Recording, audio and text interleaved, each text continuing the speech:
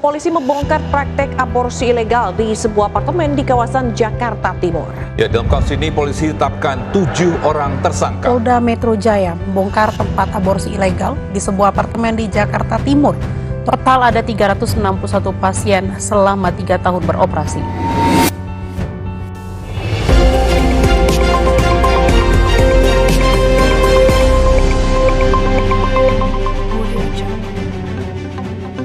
Selamat pagi pemirsa, kembali lagi dengan saya Kristia dalam laporan kasus Paingan News. Sebuah isu medis, hukum dan sosial yang terus memicu perdebatan hangat di berbagai belahan dunia, termasuk di Indonesia, adalah mengenai aborsi. Tindakan terminasi kehamilan ini kerap berada di persimpangan antara hak reproduksi perempuan, norma hukum, dan nilai-nilai moral masyarakat. Di Indonesia, hukum mengenai aborsi diatur secara ketat. Berdasarkan Undang-Undang Kesehatan Nomor 17 Tahun 2023, tindakan aborsi pada dasarnya dilarang. Namun, hukum memberikan pengecualian yang sangat spesifik demi alasan kemanusiaan dan medis. Secara yudiris, Indonesia mengadopsi prinsip pelanggaran bersyarat, di mana tindakan terminasi kehamilan secara umum dikriminalisasi kecuali demi keselamatan nyawa ibu akibat kedaruratan medis atau bagi korban pemerkosaan yang mengalami trauma psikologis berat. Kendati demikian, ketatnya regulasi dan tingginya hambatan birokrasis di lapangan menyebabkan akses terhadap layanan aman menjadi sangat terbatas. Akibatnya, banyak perempuan yang terjebak dalam kehamilan tidak diinginkan, mendorong menempuh prosedur terminasi ilegal yang tidak terstandar, sehingga berujung pada tingginya komplikasi medis hingga angka kematian ibu. Berdasarkan data epidemiologi nasional, eskalasi praktik terminasi kehamilan di Indonesia telah mencapai tingkat yang sangat mengkhawatirkan. Merujuk pada estimasi yang dihimpun oleh Badan Kependudukan dan Keluarga Berencana Nasional atau BKKBN, angka kejadian aborsi di Indonesia diperkirakan menembus angka 2,4 juta kasus setiap tahunnya, dengan prevalensi luar biasa sebesar 700.000 kasus terjadi pada kelompok usia remaja. Selain itu, data riset kesehatan reproduksi lainnya menunjukkan rentang insidensi antara 750.000 hingga 1,5 juta prosedur per tahun, di mana mayoritas mutlak dieksekusi melalui metode unsafe abortion atau aborsi tidak aman. Dengan tingkat aborsi diperkirakan mencapai 42,5 per 1000 perempuan usia reproduksi, data objektif ini menjadi bukti empiris bahwa fenomena ini bukanlah sekedar deviasi moral individual, melainkan sebuah krisis kesehatan masyarakat sistemik yang mendesak untuk ditelaah. Kasus ini bermula dari penggerebekan klinik aborsi ilegal di Kabupaten Badung, Bali yang dijalankan oleh seorang dokter gigi berinisial KAW, 53 tahun. KAW merupakan residivis kasus serupa pada tahun 2006 dan 2009, tetapi kembali membuka praktik aborsi secara otodidak tanpa keahlian maupun izin sebagai dokter kandungan. Sejak tahun 2020 hingga April 2023, klinik tersebut tercatat telah melayani sekitar 1.330 pasien dengan tarif rata-rata 3,8 juta per tindakan. Mayoritas pasien berasal dari kalangan rentan, seperti pelajar, mahasiswi, perempuan yang belum menikah, hingga korban kekerasan seksual yang memilih datang karena takut stigma sosial dan sulitnya mengakses layanan aborsi legal. Praktik aborsi dilakukan tanpa standar medis yang memadai, sehingga sangat beresiko menyebabkan infeksi, pendarahan, trauma, bahkan kematian. Baik, selanjutnya, apa itu aborsi? Aborsi adalah terminasi hasil pembuahan yang keluar sebelum usia 20 minggu atau saat berat janin kurang dari 500 gram. Dalam kedokteran, aborsi terbagi menjadi aborsi spontan, yaitu keguguran alami, dan aborsi provokatus, yaitu aborsi yang dilakukan secara sengaja, yang terbagi lagi menjadi medisinalis, yang dilakukan karena indikasi medis, dan kriminalis, yaitu aborsi ilegal tanpa alasan medis. Pihak yang paling berdampak adalah perempuan usia reproduksi, terutama remaja, korban pemerkosaan, dan ibu dengan kondisi medis beresiko. Menurut data BKKBN atau Badan Kependudukan Keluarga Berencana Nasional, sekitar 2,4 juta kasus aborsi per tahun dengan 700.000 kasus pada remaja. Penelitian lain mengatakan kisaran 750.000 hingga 1,5 juta per tahun, sebagian besar dilakukan secara tidak aman. Tingkat aborsi berada pada angka 42,5 per 1000 perempuan usia reproduksi. Fenomena aborsi sudah lama dikenal dan masih menjadi isu global. Di Indonesia sendiri, aborsi dilarang kecuali darurat medis atau akibat pemerkosaan. Keterbatasan akses layanan resmi membuat praktik ilegal semakin marak. Contoh nyatanya ada pada kasus klinik aborsi ilegal di Bali dengan lebih dari 1.330 pasien.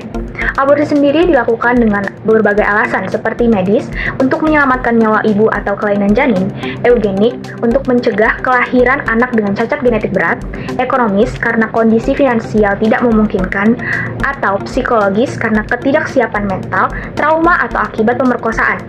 Aborsi sendiri dilakukan dengan cara yang aman ataupun tidak aman. Dengan secara aman dilakukan dengan tenaga kesehatan atau mengonsumsi obat-obatan yang telah diresepkan atau aspirasi vakum. Tidak aman dilakukan tanpa tenaga medis secara tradisional dengan alat yang tidak steril. Resiko dari aborsi ilegal sendiri ada pada infeksi, pendarahan, kerusakan rahim, hingga kematian. Aborsi merupakan tindakan yang senantiasa memicu perdebatan sengit karena bersentuhan langsung dengan wilayah kehidupan, hak perempuan, serta norma moral yang berlaku di masyarakat. Dalam penilaian moral, manusia dipandang sebagai makhluk berakal budi yang mampu mempertimbangkan baik dan buruk dari setiap tindakan yang dilakukan. Secara etis, tindakan aborsi dinilai bertentangan dengan nilai kemanusiaan yang fundamental. Hal ini didasarkan pada prinsip etika bioetika bahwa sejak terjadi konsepsi, janin secara ontologis telah memiliki status moral sebagai manusia yang utuh dan memiliki hak kodrati untuk hidup. Oleh sebab itu, segala bentuk tindakan mengakhiri kehamilan secara sengaja dinilai sebagai pelanggaran terhadap tanggung jawab moral, terutama jika didasari oleh ketidaksiapan psikologis, tekanan sosial, ataupun alasan pribadi lainnya.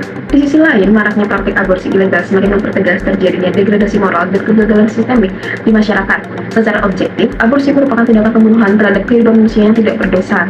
Fenomena ini tidak hanya dipandang sebagai kelainan personal individu, melainkan sebagai refleksi dari kegagalan kolektif dalam menegakkan keadilan, moral, dan perlindungan sosial. Oleh karena itu, masyarakat pemerintah memiliki tanggung jawab etis bersama untuk membangun sistem hulu yang komprehensif, mulai dari perkuatan edukasi nilai-nilai etika reproduksi, penyediaan jaminan perlindungan psikososial bagi kehamilan tidak dikehendaki, hingga penegakan hukum yang tegas, guna memutus rantai tindakan destruktif ini secara struktural. Namun, kompleksitas penilaian moral muncul ketika dihadapkan pada situasi dilematis yang ekstrim. Pada kondisi tertentu, seperti kehamilan mengancam nyawa ibu, kehamilan akibat tidak pemerkosaan, atau adanya anomali janin yang bersifat letal atau mematikan, perempuan kerap terjebak dalam situasi yang sulit secara fisik maupun emosional. Dalam kondisi darurat tersebut, keputusan untuk melakukan aborsi dapat dipahami sebagai pilihan pahit yang diambil demi keselamatan nyawa ibu berdasarkan prinsip utilitas atau prioritas keselamatan. Oleh karena itu, penilaian moral terhadap tindakan ini perlu dilakukan secara bijaksana dengan mempertimbangkan latar belakang kasus, dampak psikologis, serta aspek kemanusiaan dari individu yang terlibat secara kasuistik. Dalam kasus ini, subjek utamanya adalah dokter gigi berinisial KAW yang menjalankan praktik aborsi ilegal di Bandung, Bali, serta para perempuan yang menjadi pasiennya, seperti pelajar, mahasiswi, perempuan yang belum menikah, hingga korban kekerasan seksual. KAW diketahui pernah dipenjara atas kasus serupa, namun kembali membuka praktik ilegal tersebut secara otodidak tanpa memiliki kompetensi di bidang kandungan. Motivasi KAW diduga karena faktor ekonomi dan keuntungan pribadi, karena praktik tersebut menghasilkan pendapatan yang besar dari setiap pasien. Sementara itu, para perempuan yang datang ke klinik tersebut umumnya berada dalam kondisi tertekan dan rentan. Ada yang takut terhadap stigma sosial, takut masa depannya hancur, mengalami tekanan keluarga, tidak siap secara mental maupun ekonomi. Bahkan ada juga yang menjadi korban pemerkosaan karena sulitnya akses terhadap layanan aborsi ilegal dan rumitnya proses administrasi di Indonesia. Banyak dari mereka akhirnya memilih jalan pintas dengan mendatangi klinik ilegal meskipun berisiko bagi kesehatan dan keselamatan mereka sendiri.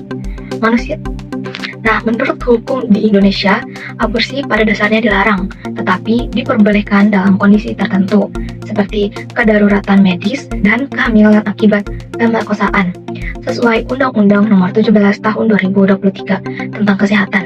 Namun, praktik yang dilakukan KAW termasuk tindakan ilegal, karena dilakukan tanpa kewenangan medis dan tidak sesuai prosedur hukum yang berlaku, sehingga dapat dikenakan sanksi pidana. Esensi dari moralitas pada dasarnya adalah bagaimana kita menghargai martabat manusia dan menjaga kehidupan. Kehidupan janin di dalam kandungan tentu memiliki nilai yang sangat berharga, sehingga tindakan mengakhirinya selalu menjadi sebuah tragedi kemanusiaan yang berat. Namun, belajar dari kasus di Bali ini, moralitas tidak boleh diterapkan secara buta tanpa adanya empati. Ada ketidakadilan moral yang terasa mendalam ketika masyarakat begitu mudah menghakimi dan memberi stigma negatif kepada perempuan yang mengalami kehamilan tidak diinginkan. Sementara sistem yang ada justru menutup mata terhadap trauma dan ketidakadaan pilihan mereka. Menolak keras aborsi ilegal, tetapi di saat yang sama membiarkan korban pemerkosaan terjebak dalam pusaran administrasi yang rumit hingga batas waktu legalnya habis, adalah bentuk kelalaian moral kita bersama. Tragedi ini memberi pelajaran berharga untuk kita bahwa tanggung jawab untuk menjaga kesucian hidup tidak bisa hanya dibebankan pada pundak perempuan yang sedang kesulitan. Ini adalah tanggung jawab kolektif, termasuk bagi kita sebagai bagian dari masyarakat dan calon profesional untuk menciptakan ruang yang lebih aman, regulasi yang adil, serta lingkungan yang mendampingi, bukan malah menghakimi mereka yang sedang berada di titik paling rentan.